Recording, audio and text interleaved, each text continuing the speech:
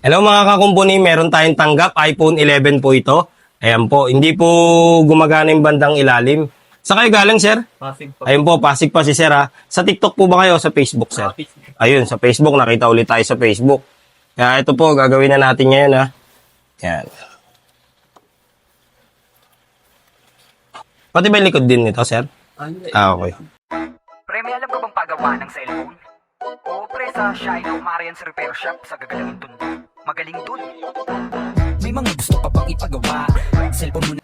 Mas malinaw po ba siya, So, sir? bali yung una is... Class A na rin po. Hindi napipindot yung ano. Naipit po kasi to, sir eh. Tsaka na ayun, nabasa rin. Ayun o, may kalakalawang na. Tsaka may watermarks na, yung namumuti. Ano, ano na siya. Ayun sir, tingnan niyo yung LCD niya sir. Malinaw po.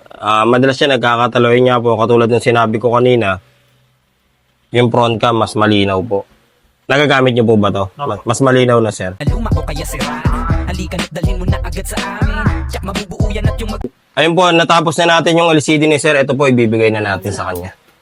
Bigyan ko lang muna ng tape. Sir, yung warranty natin dito sa Orig Replacement, 15 days po ah. In case na may problema, wala po kayong tatanggalin na.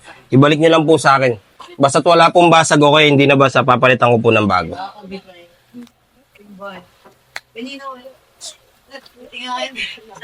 Check nyo muna sir, bago kayo umano.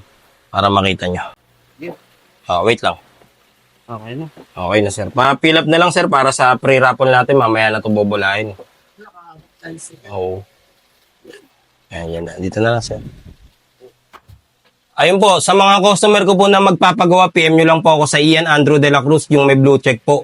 At sa mga TikTok followers, doon nyo na lang din po ako yung message sa Ian Andrew de la Cruz, yung may blue check. Yun lang po, maraming salamat po. God bless, A.